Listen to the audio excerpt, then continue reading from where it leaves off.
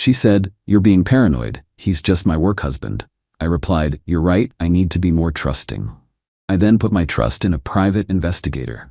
She discovered what real work was when a thick envelope of photos was delivered to her work husband's actual wife. Hi viewers, if you've seen my videos in your feed more than once, that's your sign. Hit subscribe and help the channel grow. I post every day.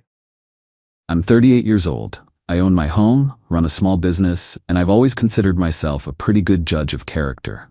For the last 3 years I was with Chloe. She's 32, and when we first met, she was brilliant, smart, funny, ambitious, everything you'd want. We built a life together, or so I thought. She moved into my house about 18 months ago, and things were good, comfortable, stable. But about 6 months ago, things started to shift. It began with a name, Liam. He was a senior colleague at her company, and at first, the stories were harmless. Liam thought my presentation was great today. Liam and I totally saved the team on the quarterly numbers. I thought nothing of it. It's normal to have colleagues you get along with. But then the frequency of his name increased, and the context changed. It started with the texts. Her phone, which used to be left on the coffee table, was suddenly always in her hand, angled away from me. I'd see Liam's name pop up at 10 p.m. on a Tuesday, and she'd give a little smile before texting back. Then came the late nights at the office. They went from once a month to once or twice a week. She'd come home smelling faintly of wine, not office coffee, and be buzzing with energy. "You would not believe the day we had," she'd say. Liam and I had to put out so many fires. The real shift was in her priorities. One Friday, I had tickets to a concert for an artist she loved. I'd bought them months in advance for her birthday. At 5 p.m., she called me. "Babe, I am so sorry, but we have a huge crisis with a major account. Liam and I have to work all night to get a new proposal ready for the morning. We just have to." I could hear traffic in the background, not an office. When I pointed that out, she got defensive. "I'm in an Uber, Mark, heading back to the office from a late meeting. Do you not trust me?" I ate the cost of the tickets. She came home after midnight, full of apologies but not much guilt. The final straw before the first and only confrontation was an inside joke. We were at a friend's barbecue, and she got a text. She laughed out loud, a genuine, hearty laugh. My friend's wife asked what was so funny. Chloe just waved her hand and said, "Oh, it's just a work thing, you wouldn't get it." It was the way she said it, like she and this other person existed in a special world that I wasn't a part of. I decided to talk to her that night. I wasn't aggressive. I just laid out the facts. I told her the constant texting, the late nights, and the inside jokes were making me uncomfortable. I said it felt like she was prioritizing her relationship with this colleague over ours. I was calm and direct. She looked at me with an expression that was a perfect blend of pity and annoyance. She sighed, as if explaining a complex topic to a simple child. "Mark, you're being paranoid," she said, her voice dripping with condescension. "He's just my work husband. Every woman has one. It's not serious. It's just someone you're close to at the office. It helps us get through the day." I stared at her. "Work husband?" I repeated the term, tasting how much I hated it. "I'm your partner, the person you're building a life with. You don't need a work husband." She rolled her eyes. "See? This is what I mean. You're insecure about it. It's just a silly name. You need to trust me more." And in that moment, something inside me went cold and quiet. The hurt was there, but it was being rapidly overtaken by a strange, chilling clarity. I realized that arguing was pointless. She had her narrative, and I was the insecure, paranoid boyfriend. Any further attempts to discuss it would just reinforce that role. I would be the bad guy. So, I switched tactics. I took a breath and changed my expression to one of acceptance. I even managed a small, apologetic smile. "You know what? You're right," I said, my voice even. "I'm sorry. I'm letting my head get the better of me. I need to be more trusting." The relief on her face was immediate. She smiled, genuinely this time. "Thank you, babe," she said, coming over to kiss me. "I knew you'd understand. There's nothing to worry about, I promise." I promised her I would relax about it. We went to bed and she fell asleep quickly, content that she had successfully managed my silly emotions. I lay awake for hours, not in anger, but in planning mode. The next morning, while she was in the shower, I was on my computer. I wasn't looking for relationship advice. I was searching for the top-rated private investigation firms in our city. I found one with stellar reviews and a background in handling delicate marital and partner investigations. I sent them a discreet inquiry through their encrypted web portal. By lunchtime, I had a response. I arranged a phone consultation for that afternoon, taking the call in my truck between job sites. I spoke to a woman named Sarah, the owner of the agency. Her voice was professional and no nonsense. I explained the situation simply. I told her about the work husband, the late nights, the suspicious behavior, and my girlfriend's complete dismissal of my concerns. I told her I wasn't interested in speculation. I needed facts. I needed irrefutable proof, one way or the other. I wanted to know if they were just having long dinners or if it was a full-blown affair. "And what do you intend to do with the information?" she asked. It was a standard question to gauge the client's stability. "If they're just friends, I'll apologize to my girlfriend and live with the fact that I was wrong," I said honestly. "But if they're not, I just need the truth to make a clean break. I need evidence that can't be argued with or gaslit away." She seemed satisfied with my answer. We discussed rates, and I paid a hefty retainer with my business credit card, not our shared household account. I gave her all the details: Chloe's name, her photo, her work address, her car information. I gave her Liam's full name, which I'd seen on a company email she'd left open once.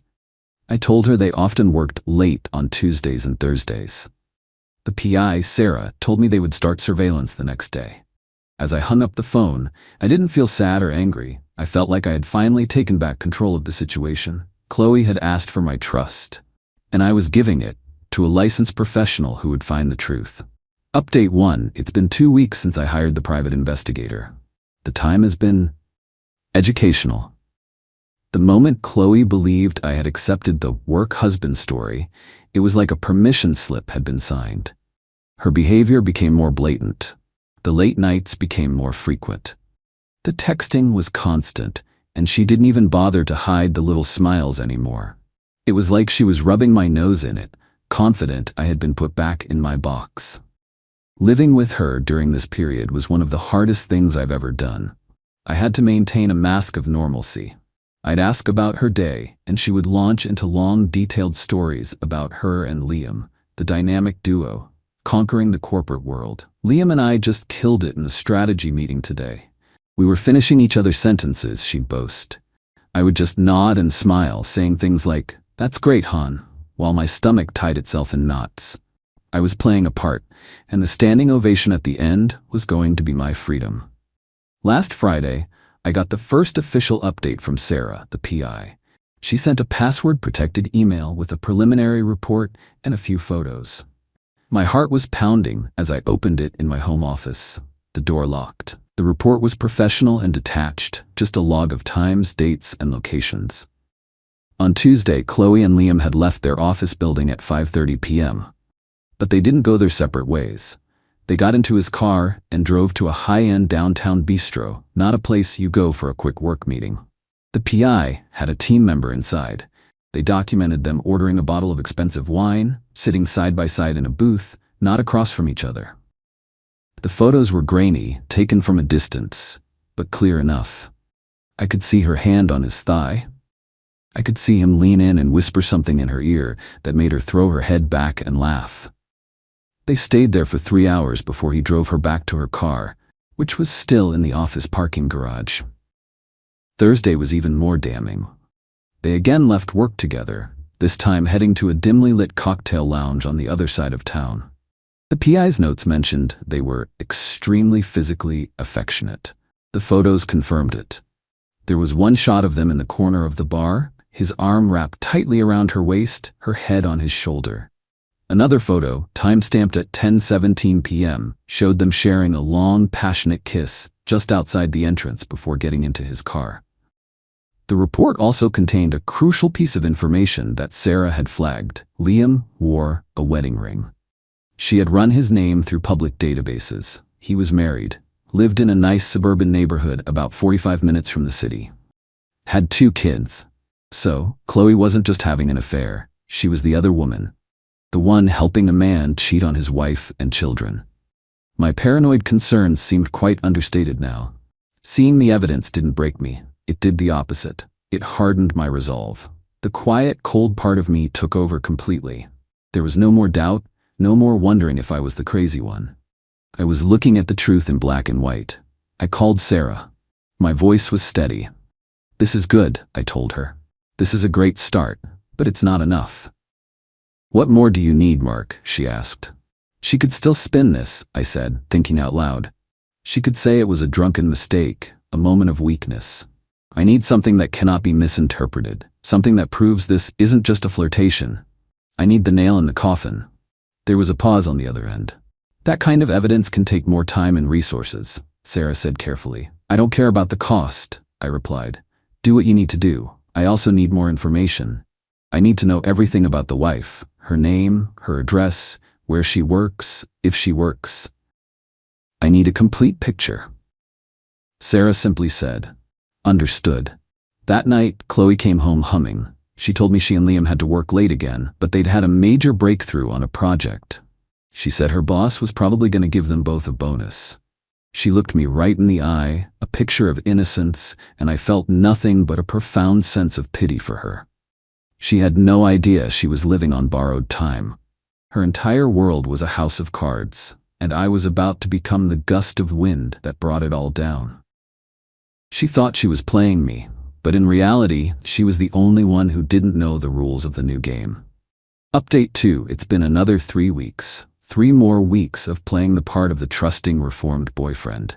It was exhausting, but every condescending pat on the arm from Chloe, every lie about her whereabouts, only fueled my determination.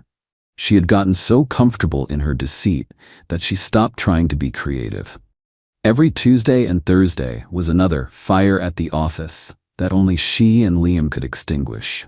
I think she even started to believe her own stories. This morning, the final package arrived. Sarah, the PI, didn't email it. As per my instructions for the final report, it was delivered by a courier to my business address. It was a thick, heavy manila envelope with no return address, marked simply personal and confidential. I took it into my private office and closed the door. My hands were perfectly steady as I broke the seal. Inside was a detailed report and a stack of glossy, high-resolution 8x10 photographs. The quality was astounding. Sarah's team had done their job with chilling efficiency. The report detailed how Chloe and Liam had developed a pattern. Every Thursday, like clockwork, they would leave the office around 4 p.m. They would drive to a mid-range hotel, a place respectable enough not to look seedy, located conveniently off the highway between our city and the suburb where Liam lived. And then I looked at the photos. The first few showed them at the hotel check-in desk, him paying in cash, her looking around nervously. Then there were shots of them walking down the hallway, him holding the key card, her hand tucked into the back pocket of his jeans. They were smiling. They looked happy. The final photos were the ones I had asked for. The nail in the coffin. The PI team must have rented an adjacent room. The pictures were taken through the window of their room before they had the sense to draw the curtains completely. They were clear, undeniable, and left absolutely nothing to the imagination. They documented not just a kiss, but a full-blown affair, captured in stark, unforgiving detail. It was all there. Any lie, any excuse, any attempt to downplay what they were doing was rendered completely impossible by this stack of photos. I carefully placed the pictures back in the envelope. The report also contained the information I had requested about Liam's wife. Her name was Jennifer. She was a stay-at-home mom to their 2 young children, a boy and a girl. She was active in the local parent-teacher association. The PI had even included a link to her public social media profile. It was filled with pictures of her kids, posts about school bake sales, and happy-looking family photos with her husband. Liam.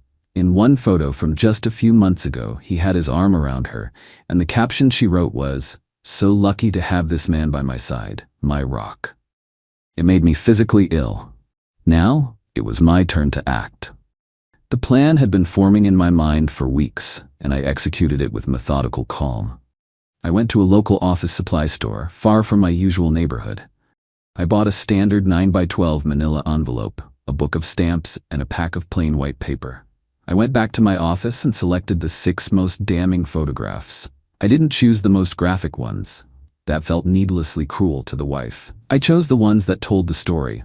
The hotel check-in, the passionate kiss in the parking garage, and a clear shot of them together inside the hotel room. The ones that showed clear intent and affection. I put the photos in the new envelope. I then typed a simple, anonymous note on the plain white paper. It read, "Jennifer, you don't know me, but I think you deserve to see what your husband does during his late nights at the office."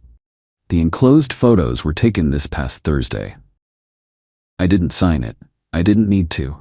The photos spoke for themselves. I addressed the envelope to Jennifer at their home address, which the PI had confirmed. I drove to a post office in a completely different county, one I never frequent, and dropped the letter in a blue collection box. It was done. The fuse was lit. When I got home, I started the next phase. I spent the evening packing. I carefully emptied Chloe's drawers and her side of the closet. I boxed up her clothes, her shoes, her books, her makeup. I was careful not to damage anything. This wasn't about petty destruction. This was about a clean, surgical removal. I stacked the neatly labeled boxes in the spare bedroom and closed the door. For the next 2 days, I waited. I went to work. I ate dinner. I watched TV. Chloe went about her routine, completely oblivious. She was particularly cheerful, talking about her plans for the upcoming weekend. She had no idea that a bomb was ticking its way through the postal system, aimed directly at the heart of her secret life. The explosion came yesterday, on a Saturday afternoon. I was in the garage, cleaning my tools when my phone started vibrating non-stop. It was Chloe. I ignored the first call, then a second, a third, a fourth. Then the text started. A stream of pure panic. "Call me now. We need to talk. What did you do? Answer me. Mark, what did you do?" That last text told me everything I needed to know. The package had been delivered. The game was over. I didn't reply. I just sat there in the quiet of my garage, holding my phone, and for the first time in months, I felt a sense of profound, liberating peace. The truth was finally out. Not just for me, but for everyone. Final update. It has been 4 months since I sent that envelope. The days immediately following what I now call the detonation were chaotic, but I handled it all from a distance, exactly as I'd planned. Chloe's frantic texts and calls continued for hours that Saturday. When she finally got home late that night, she found me sitting in the living room, calmly reading a book. The woman who walked through the door was someone I had never seen before. Her face was pale, blotchy from crying, her eyes wide with a mixture of terror and rage. "What did you do?" she shrieked, her voice cracking. I bookmarked my page and set the book down. "I'm not sure what you mean, Chloe," I said, my voice level. "Don't play dumb with me, Mark. Jennifer knows. She knows everything. Liam just called me. His life is over. She got pictures. How did she get pictures?" I let the silence hang in the air for a moment before I answered. "I suppose someone must have sent them to her." Her eyes narrowed, and a dark realization dawned on her face. You did this. You had us followed." "I told you I needed to be more trusting," I said, standing up. "So I put my trust in a professional to find out what was really going on. Turns out my paranoia was justified after all. He wasn't just a work husband, was he?" She just stared at me, speechless. All the fight seemed to drain out of her, replaced by a look of utter defeat. "You've ruined my life," she whispered. "No, Chloe," I said, my voice cold and hard as steel. "You ruined your life. You and Liam did that when you decided to sneak around and lie. I just turned on the lights. Your belongings are in the spare bedroom. I want you out of my house by tomorrow evening." The argument that followed was pathetic. She cried, she pleaded, she threatened. She said she had nowhere to go. I suggested she call her work husband, but she admitted through sobs that he wasn't answering her calls. His wife had kicked him out, frozen their joint bank accounts, and he was blaming Chloe for the entire disaster. Their perfect little fantasy had crumbled the second it was exposed to the light of day. She eventually called her parents, and her father came the next day to pick her and her mountain of boxes up. He wouldn't even look at me. I didn't care. As I watched her drive away from my house for the last time, the only thing I felt was relief. The aftermath was about what you'd expect. I had my lawyer send her a formal notice stating that our cohabitation was terminated and that she was not to contact me again. I heard through a former mutual friend that the fallout at their company was massive. Jennifer, Liam's wife, had apparently raised a formal issue with his employer. An internal investigation was launched into his inappropriate relationship with a subordinate. He was fired for cause, violating company policy. Chloe, facing immense pressure and scrutiny, resigned a week later. As for their personal lives, it was a complete train wreck. Liam's divorce was, by all accounts, brutal. With photographic evidence of infidelity, Jennifer had all the leverage.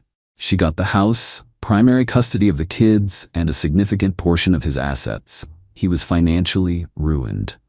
The last I heard, he was living in a cramped apartment and trying to find work in a new city where his reputation hadn't followed him.